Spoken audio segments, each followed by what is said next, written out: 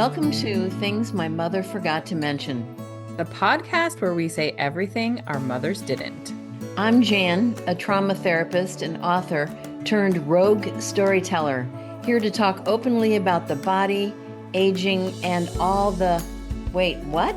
Moments of womanhood. And I'm Patti, an online business and tech nerd whose purpose is to elevate the voices of women in our world and who doesn't believe in taboo topics. Things My Mother Forgot to Mention is the podcast for every woman who's ever said, wait, why didn't anyone mention this to me? Join Jan and Patti, two outspoken, curious, outrageous women, as they dive headfirst into a messy, magical, and often WTF realities of aging, health, and quite simply being a woman. From rogue chin hairs and vaginal thinning to mental health, perimenopause, and scalp cancer. Yes, really. Nothing is off limits. It's funny, it's raw, it's real talk your mother definitely skipped. Let's get into it. Hi, Jan. Hey, Patti. It's good to see you again. It's good to see you again. How are you? I'm actually doing really well. We, like I said, did this level 3 workshop and it was really fantastic. And I'm still kind of high from it, just feeling how great it was and having gratitude for it. So I'm all ready to talk about anxiety and bring myself down. Yeah. Perfect. Now, here's the big question I have for you, Patti, because as we were talking just before we started recording, is what did your mother forget to mention to you about anxiety? Because did she have anxiety? Did she pick it up really early from you? Did she give it to you? Because I believe that if parents are irresponsible with their own emotions, that the kids absorb it. So can you tell me a little bit of history about that? Yeah. So my mom never told me anything about anxiety because I don't think she realized that she had anxiety.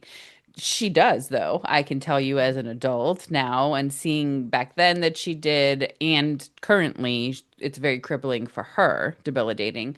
So much so that so my mom is in a assisted living facility and she works with a lot of physical therapists. She has a lot of like physical limitations, mobility limitations. So she has physical therapy with her physical therapists like 5 days a week.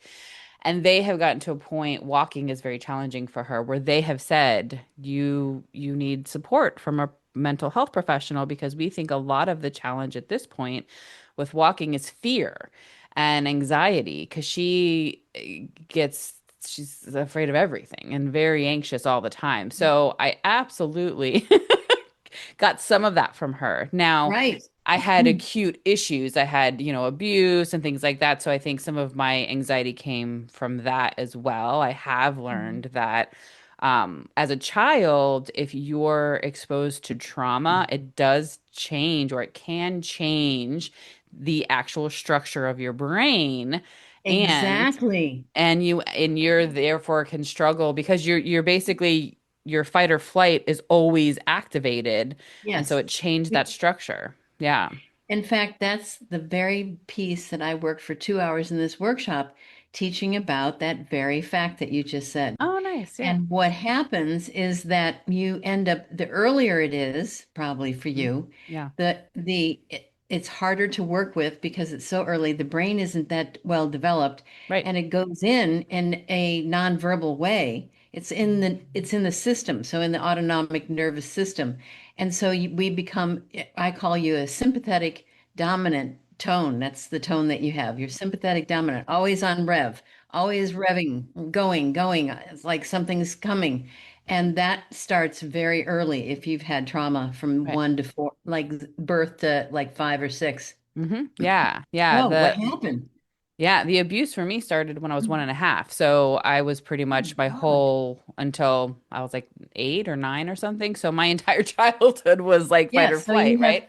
Dominant, you're sympathetic dominant is what we call it. Because of it happening so early, and your nervous system gets used to a rev. So that's what you're living with. Yeah, exactly. So for me, and I didn't, when I was young, that wasn't language in the 80s that I had or that my mom had, that anxiety or anything like that. But I can recognize now many times where I was like, oh, that was like panic attacks or that was anxiety, that was high anxiety. But at the time it was labeled whatever I was difficult to deal with, or I was this or that, or whatever. But yeah, so I've dealt with anxiety my whole life in various there's like low levels of that's my normal, which is Mm-hmm. I'm hyper vigilant. And so Mm-hmm.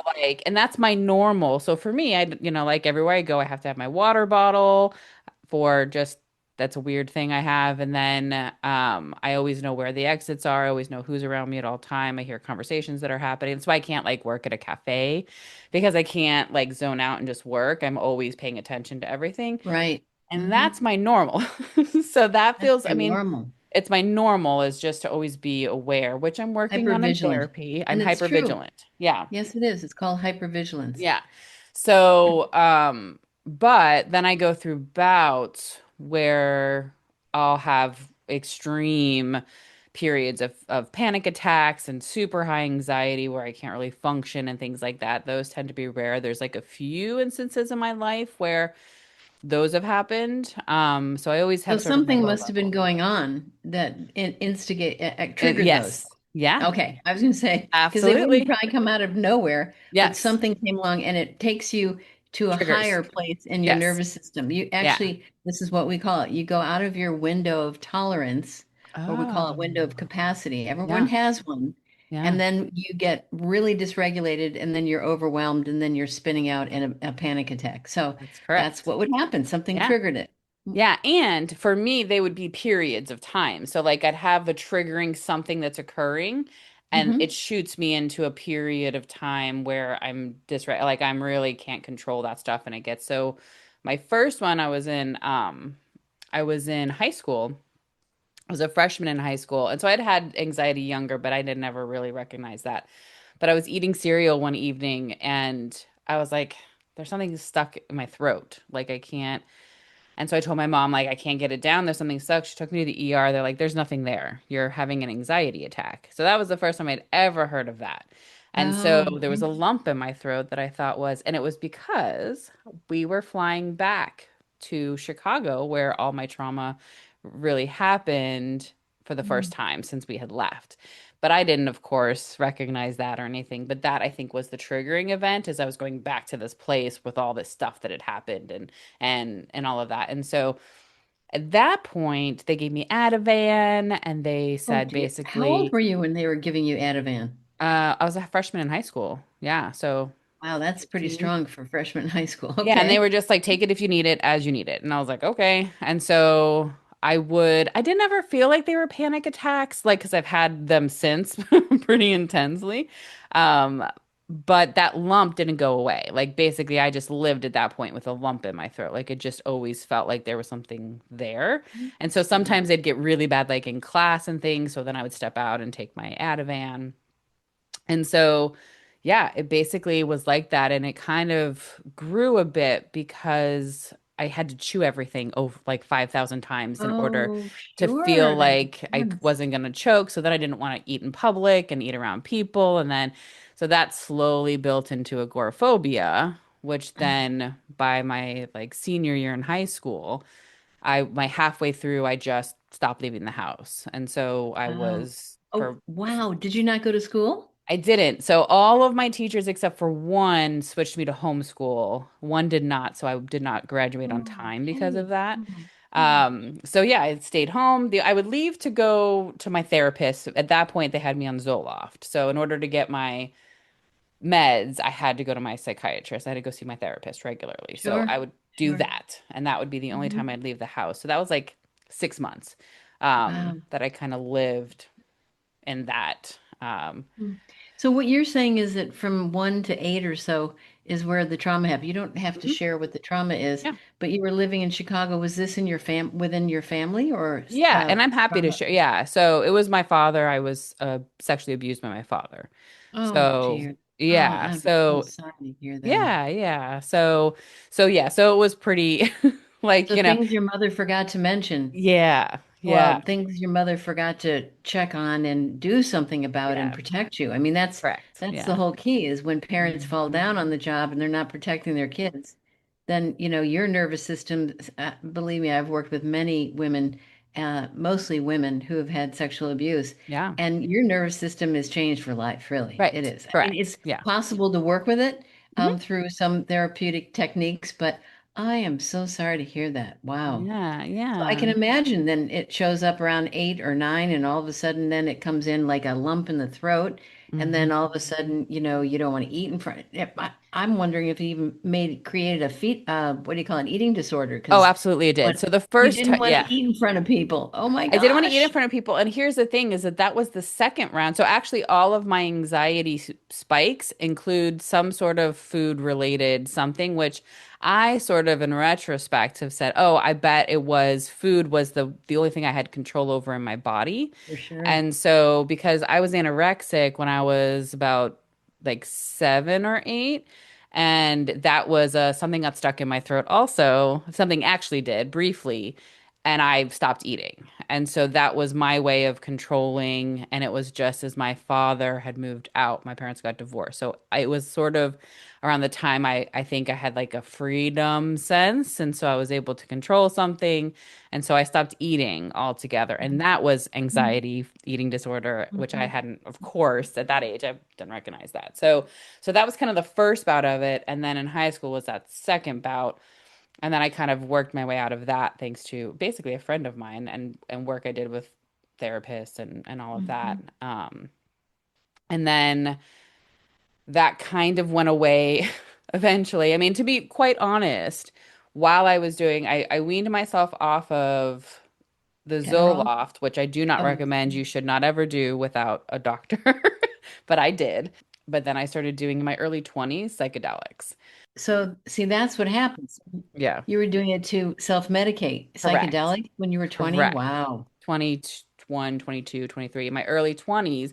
And so what that did though was it was very helpful for me. And the lump went away and it never returned. And it changed a lot for me. Again, don't recommend that you do that recreationally yourself, because I know there's a lot of research now with psilocybin and MDMA as far as helping Yep. with anxiety disorders and things like that. And it really did. It changed my life. And I did it in recreationally, but I did it in really kind of powerful ways with the people I was with. We would sit at home and talk through really heavy things and hold space for each other. And so it actually ended up being really therapeutic for me. I mean, don't get me wrong, we went into like, forests and danced all night also, but like we also had periods where we were sort of sharing and in this space. And so it Mhm. really helped me see things that I was experiencing, Well, my I fears. mean, that's the big thing now. So, I mean, so what Yeah. you're saying is you had Adderall, which is a downer, that people can get addicted to. And then you went to Zoloft, which is an Ativan. I had antidepressant. Ativan. Yeah. Ativan, I'm sorry, Ativan, not Adderall. Yeah. That's for ADD. Yeah. Then you went to Zoloft, which is Hmm. for an antidepressant that Yeah. helps with anxiety. And then now that's the big thing now. Some using things like ketamine, Yeah. using marijuana because Hmm. they're both legal Hmm. through supervision. I mean, Right. especially ketamine, Right. you Oh, have to yeah. be with You a can only be practitioner. supervised. Yeah. Yeah. But there is a lot of experimenting going on Yeah. with the idea of using something like psilocybin or MDMA, and Hmm. some of that really helps people move their kind of ego out of the way, Yeah. and then they can really look at what's going on and have a perspective on it rather than feeling like they're in it. And Yes. that, I Yeah. believe, only should be done with a therapeutic Agreed. person who's trained because sometimes they go bad, those Right. Correct. experiences. I was But very that is lucky in interesting. that. So Yeah. that was, what age were you when that So I happened was in in your my early 20s, and actually the very first time I did MDMA, that was exactly what you described. Is I had this moment, and that really helped with the agoraphobia stuff. Is as I remember, I thought nobody cares. And I had this moment where I thought I'm living in this world where I feel like everybody's judging me, everybody's thinking these things about me, everybody's focused on me and that I'm going to be unsafe. And I went, everybody is thinking about their own stuff and everybody's paying attention to themselves. right. And And nobody gives a nobody, nobody cares about me and what I'm right. doing. You know? Right. No, and that's a great thing to realize. Yeah, yeah, And I'm glad yeah. that that happened. I wouldn't recommend is if people are listeners here that, they Agreed. run off. go No, do something like that for no, anxiety, no. which there's, different anxiety workbooks. There's Yeah. therapists that work with that. There's also somatic ways of working with it, probably Yeah. that weren't around back when you were 20, because somatic work has only come in the last, I'd say maybe 20 years, where it's become very popular and really helpful. 'Cause you're working with the body and the nervous system rather than just cognition. Yeah. And I will say too Right. that, so, I had another spike, which was the last kind of big spike in, well, like 12 years ago, something like that. And that one, I had stopped taking any drugs because I also smoked marijuana a lot in my teens and my 20s. So I was self-medicating, and when I stopped everything, surprise, everything kind of came back Roaring because back. I wasn't actually, while I did some work and it really stuck with me and helped me, I wasn't doing some root work. I wasn't doing some more of that. So that's a reason why I also agree not to do it without a plan and supervision and that kind of support. Um, so as soon as I stopped self-medicating, it kind of spiked. And that again was a debilitating one where that was the Oh, first time I At had what age was real, that, Patty? What that age was that? was 32. Oh, sure. So It yeah, comes roaring back with a yeah, fierce yeah. fierceness, right? And that was And the so first what? time I had panic attacks, like Oh, full on interesting. panic attacks. Full And on then panic. I got that kind of like anticipatory anxiety. So then I was fearing panic attacks all the time. And that for me was a weird one because I was scared to be alone. I was scared, like I didn't like taking showers if somebody wasn't in the home. Like I had all, that's where all of like the big like doomsday feeling, something's wrong, something, I'm gonna die, I'm having a heart attack, I'm having heart palpitations, and here was another food one, I'm malnourished, I'm gonna pass out, I'm malnourished. And I ate really well. I've always eaten well. I love Mhm. vegetable, like I eat very balanced, healthy, but for some reason, I'm malnourished, I'm gonna pass out. So I started eating protein bars. Which did not help with weight gain, but it was what I was doing to feel in control of something. Of course. So did you ever, in your 30s, when it all came back, did you go see a therapist or work really Yes. with the anxiety? Because, okay. I saw a cognitive behavioral therapist, and that Yep. changed everything CBD. for me. Mm-hmm. Because I'm a very logical person. So cognitive Okay. behavioral therapy was brilliant for me. Easy. Mm-hmm. Yeah. And so I did about 7 sessions with cognitive behavioral therapist. And what I really liked about that, and I learned about a book there too. And I have a lot of resources I want to talk about I'll as bet. well that I will. But this one book was called An End to Panic. And that was a workbook. And I learned about it through that. And it's cognitive behavioral therapy in that way. And Mm-hmm. so it's really powerful because what I really enjoyed about that process was learning the physiology of what was happening during a panic Mm-hmm. attack. And Mm-hmm. so, and it's sort of actually very difficult to pass out during a panic attack, even though you feel like you're is because you're so heightened that everything is going, and it's actually very difficult for you to pass out, even though you might feel like you are. Mm-hmm. And so that was something that I learned. And so understanding what was happening in my body at the moment helped me ground myself Mm-hmm. in the middle of a panic attack. That's great. So that is so important. I'm just going back to because Yeah. I was teaching this over the weekend. And so what happens though is when people get out of their window of tolerance, or some people call it capacity, Hmm. and you're spinning out. Yeah. If you go for long periods of time where you're spinning out and it's like the pedals down and everything's like revving, you actually drop into a state of called freeze. So Mm. some people actually go down from really, really revved up, hyper arousal to hypo arousal. They go into a freeze and shut down. Yeah. So sometimes it depends what people get. But I can imagine uh, uh, in myself, I've had one or two panic attacks and never realized really what they were until Right. later. Oh, that's what that was. Hmm. But did you ever try EMDR or brain spotting? So I just recently tried EMDR for the first time. So my anxiety now is I also eventually I tried everything, but by that point, I think I kind of came to the realization that my brain is different now because of my trauma and stuff. So I am on um, Lexapro now, and I've been Hmm. on that for Hmm. about 8 years, and that really That helps works. me Yep, that's drastically good. That is for my helps. anxiety. And so I'm with a really phenomenal therapist right now. And so we did some EMDR.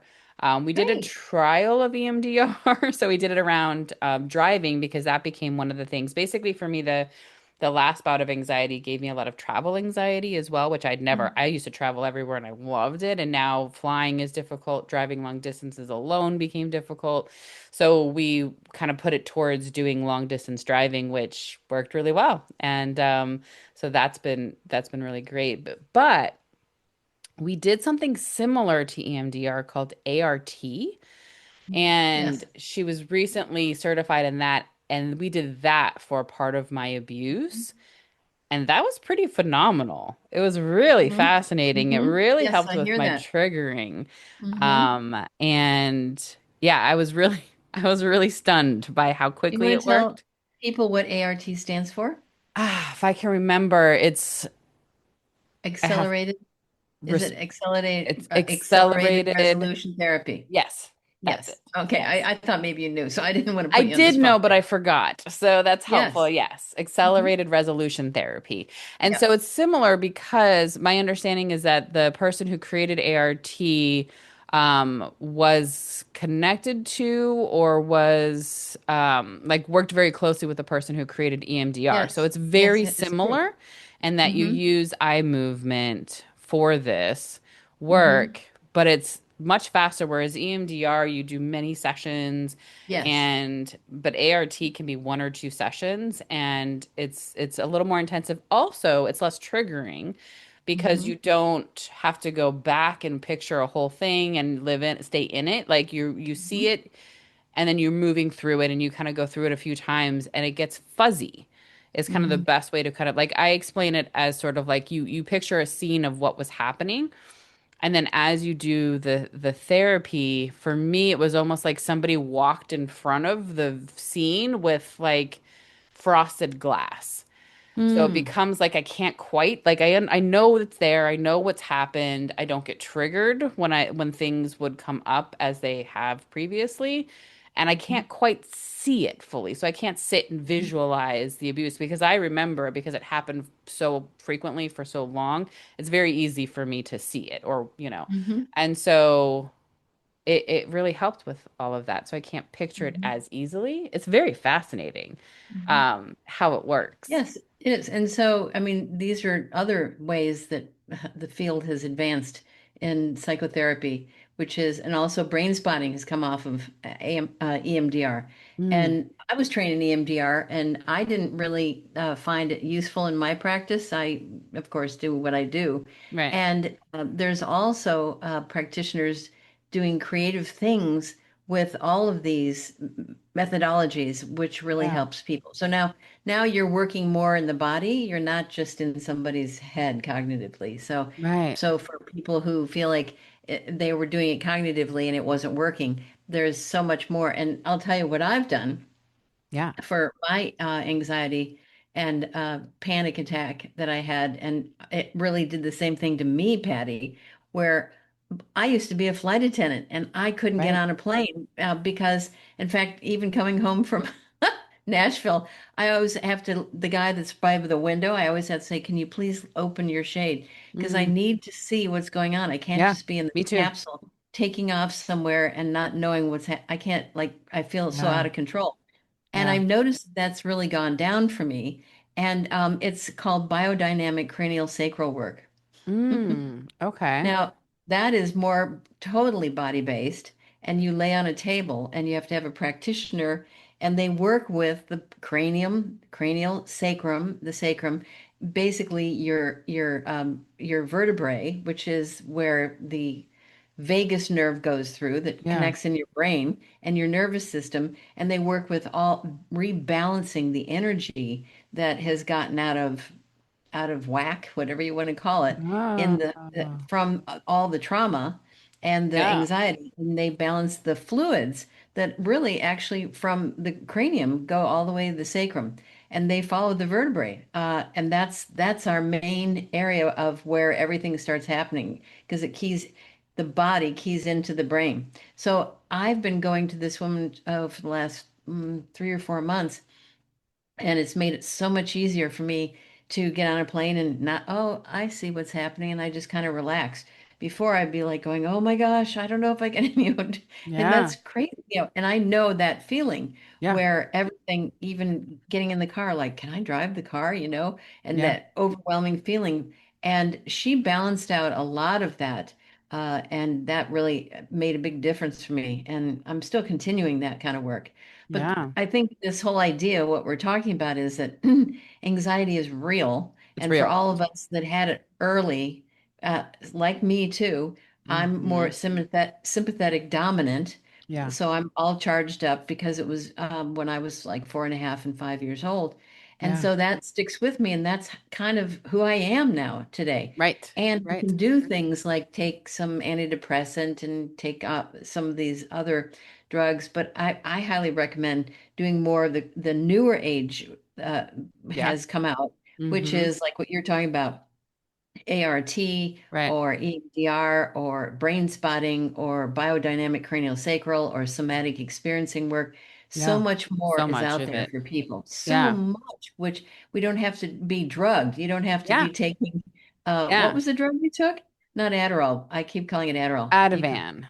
Ativan. Yeah. You don't have to be taking Ativan and downers just Right. because you can't get Yeah. your nervous system to settle. Yeah. Go do something more creative and something different Hmm. that works, I Yeah. think, just as well. So, Yeah, or better. I agree. And I think what was really interesting when I learned about ART and sort of EMDR, and you can correct me if I'm wrong with this, but what my therapist explained was that this is another thing that happens when you experience trauma when you're young.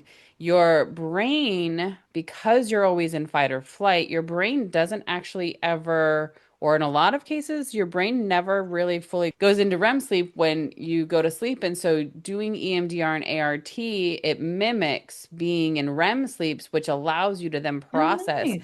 some of this trauma because Mhm, that's where you process a lot of things in your mhm. body and in your experiences Right. in REM sleep.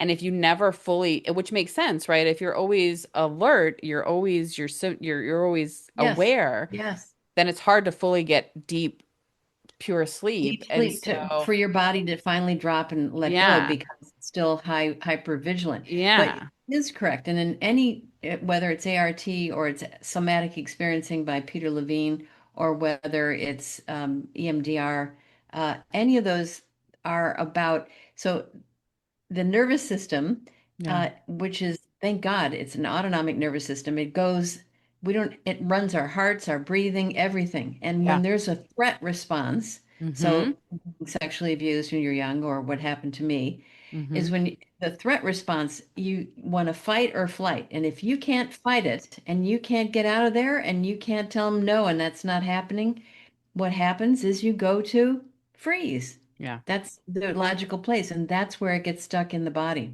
Yeah. And that's where it manifests in the body. So whether it's, ART or it's EMDR or it's somatic experiencing, what you're trying to do is complete what was never able to be completed. Does Right. that make sense? Yep. Yeah, exactly. You're processing that stuff. And I think what's important too that I want to touch on and I want to ask you, Jan, too, kind of about some of your anxiety experience is that anxiety, like you said, it's real and symptoms are different for everybody. Symptoms are Yep. different. Like symptoms for me were different every time I had spikes. Sometimes it was again the lump in my throat, but I don't get that now. I never had that again. But then I had heart palpitation. Yeah. Then I had heart palpitations, or then I'd have fear of, things that are, it's irrational. Different things trigger it. And so I think it's important to remember that it's different and it's going to look different for everybody, but it still Yes. is anxiety. And there's Yes. different forms of it. OCD is a form of it, PTSD.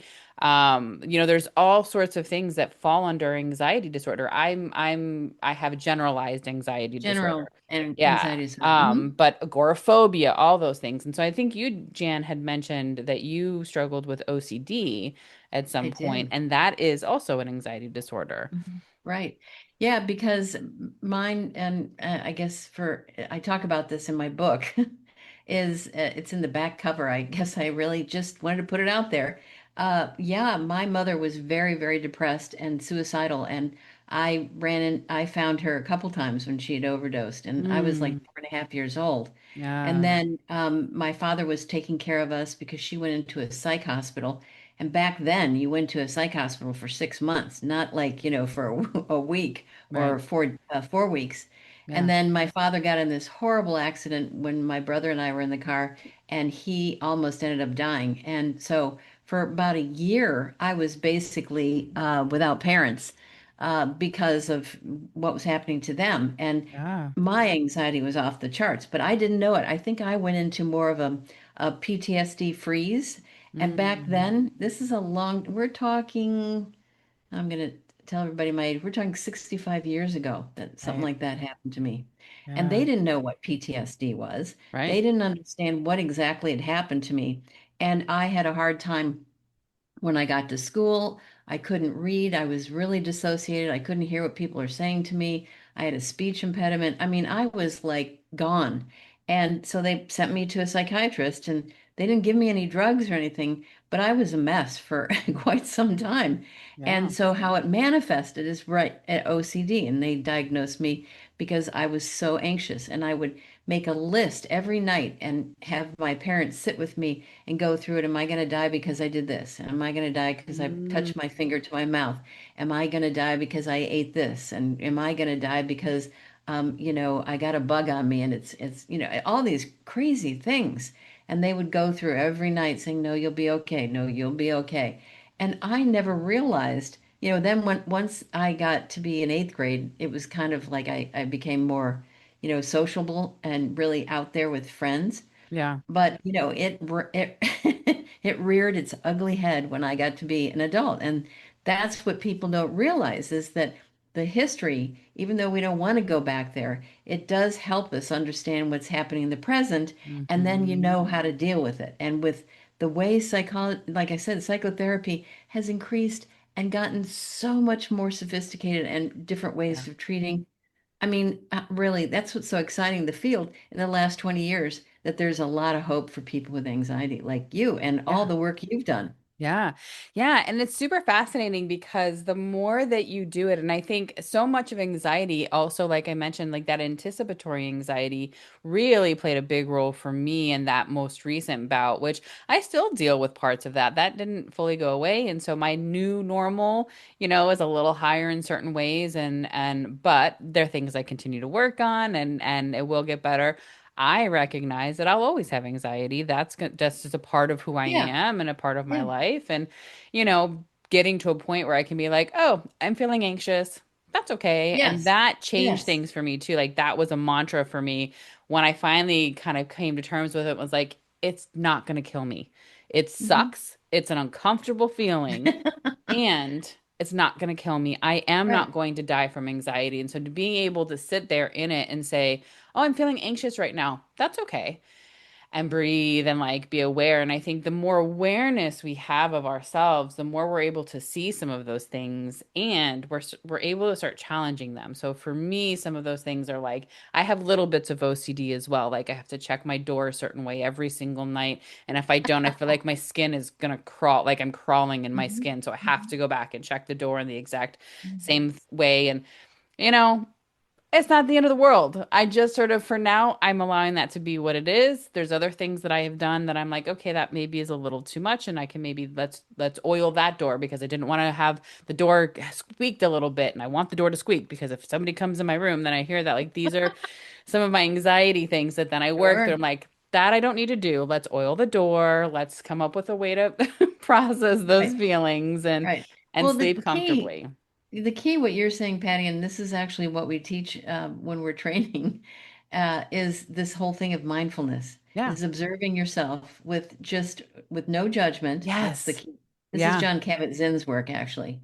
And John Kabat-Zinn has written quite a few books, but he's like one of the fathers of mindfulness, Yeah. is observing yourself without judgment in the moment and just being curious about what's going on rather than Yeah. judging it. Like, oh, there it is again. And Hmm. once you can start doing that and go, oh, I see, I'm starting to have anxiety or I'm having a panic attack. And so then the key is, and EMDR does this. I don't know if ART, I don't know ART because I haven't been trained in that, Yeah.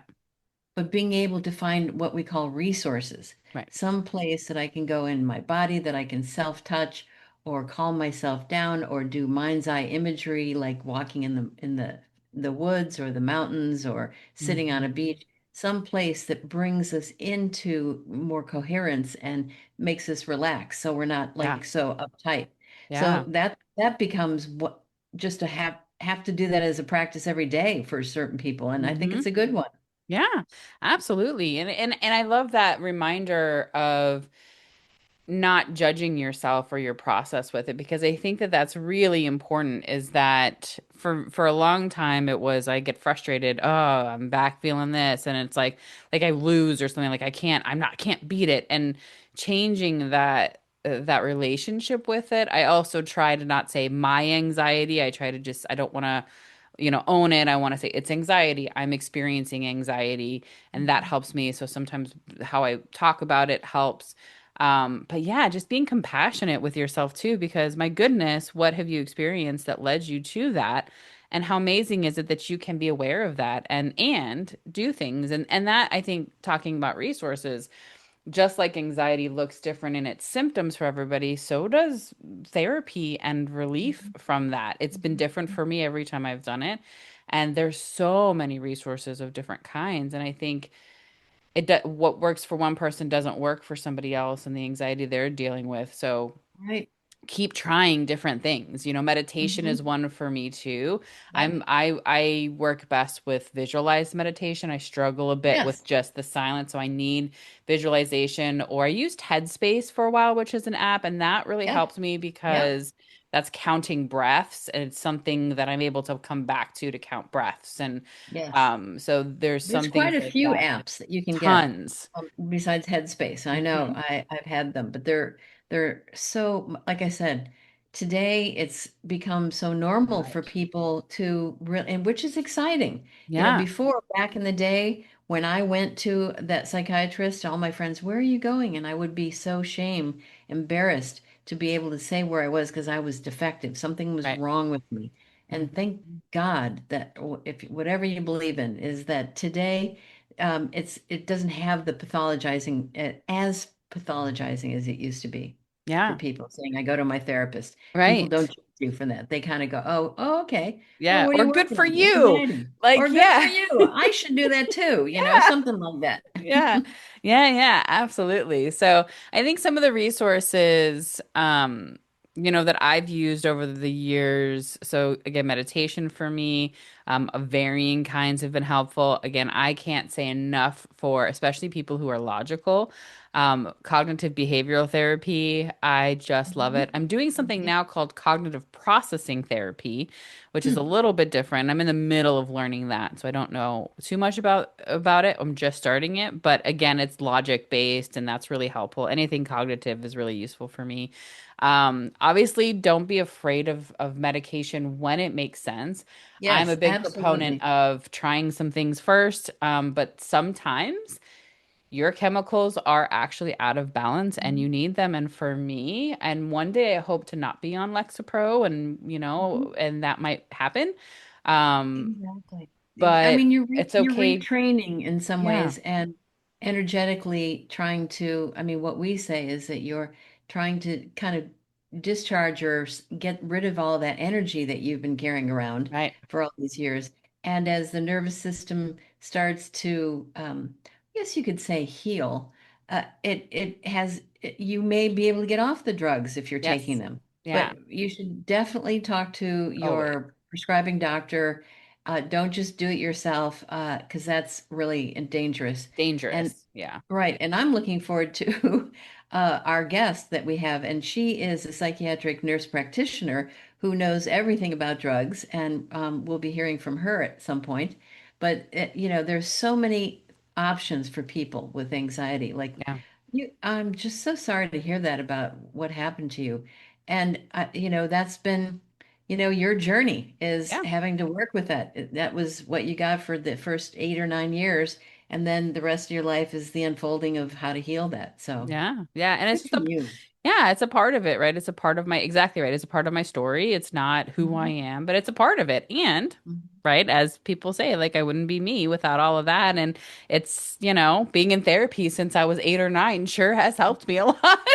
Like, I mean, I wouldn't be doing this if I hadn't had all Yeah, of that, and I know. You know yeah, what else so I was thinking? I know we're recording this, but it's been a gift working with you, and the fact that we came together. Like, yeah, who would ever think someone here up in Boston would get together with some down in Texas, and we're like 30 years apart, and yeah, that to me is that's a gift right there. That's yeah, very so. yeah. Yeah, I love it. I'm so grateful too. And yeah, I learned so much from this but yeah, I think when it comes to anxiety, just be gentle with yourself and sometimes for me just playing Sudoku, that's something for me that really like because it gets me out of it. Get out Mhm, of that space and out of the cycle, and that really helps. mhm, But there's lots out there and don't be embarrassed and don't be afraid. And the number also, the last thing I'll say on it is that what I've learned, because I was always really open about it when I started having panic attacks, I went to my community on Facebook and was like, what are y'all doing for this? Because I'm a hot mess over here and I'm really struggling. And the number of people that contacted me that I would have never imagined yeah, struggle with yeah. anxiety, struggle with panic attacks, it's enormous. Mhm. And I mean the same, like you think about the number of women who have had sexual assault of some sort. You think about the Sure. people, most everybody has had some sort of childhood trauma. Um, so many people have anxiety, and Mhm, so it's not is isolating. It doesn't have to be as isolating as it feels, and more mhm. people understand. So, Yes. yeah, And I just have to throw yeah, in one is that trauma doesn't have to look like sexual abuse or like correct. what happened to me. Yes. Trauma, some people say, "Oh, I never had trauma, so it doesn't, I don't know what's going on. Why am I so anxious?" Mm-hmm. Well, it can come with pervasive neglect too. And Mm-hmm. neglect is actually very abusive, which people Yes. don't know.